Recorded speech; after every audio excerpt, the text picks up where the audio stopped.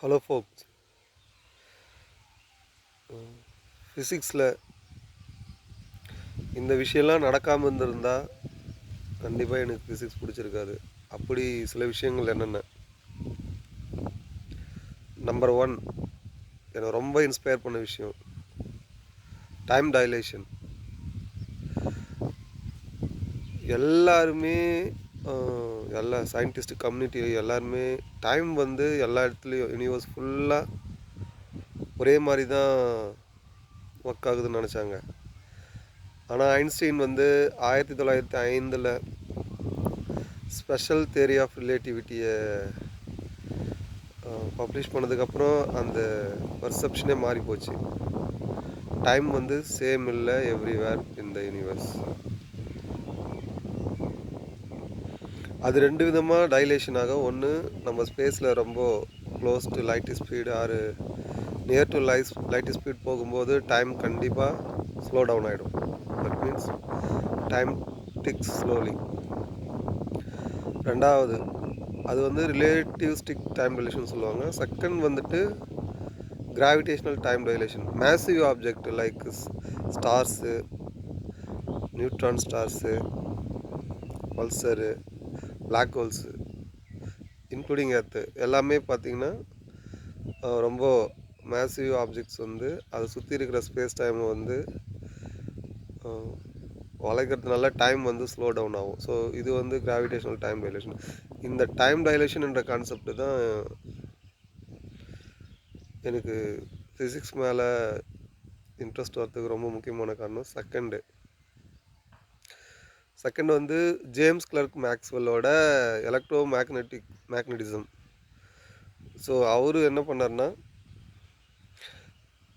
எலக்ட்ரிசிட்டியும் மேக்னட்டிசத்தையும் யூனிஃபை பண்ணார். ஸோ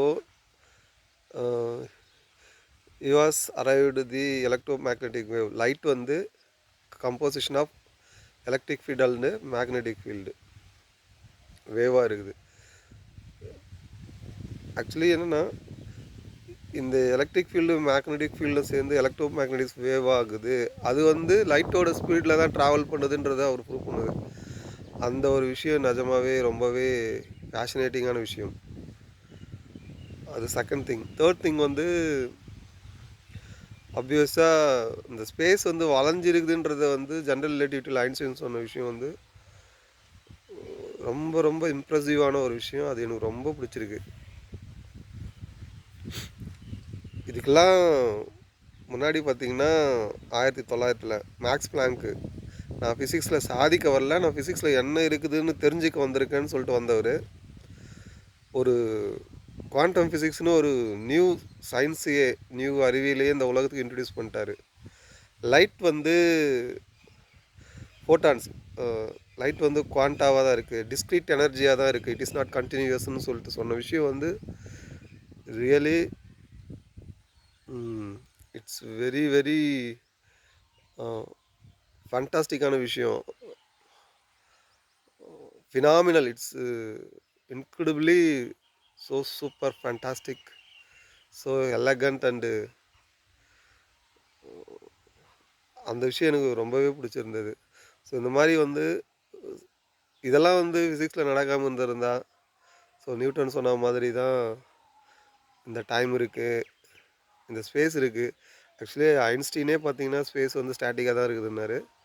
பின்னாடி எட்வின் ஹப்பிள் வந்து ஸ்பேஸ் எக்ஸ்பேண்ட் ஆகிட்டு இருக்குன்னு சொன்னதுக்கப்புறம் அவர் அது வந்து அவரோட ஃபார்முலாவில் ஒரு பிளண்டரான மிஸ்டேக் பண்ணியிருக்கிறது தான் அவர் ஒத்துக்கிட்டார். இந்த மாதிரியான விஷயங்கள்லாம் வந்து ரொம்பவே இம்ப்ரெசிவாக இருக்குது, ரொம்ப ஆஸ்ட்ரானைசிங்காக இருக்குது. It's great thing. ஸோ இதெல்லாம் தான் எனக்கு ஃபிசிக்ஸ் பிடிக்கிறதுக்கு முக்கிய காரணங்கள்.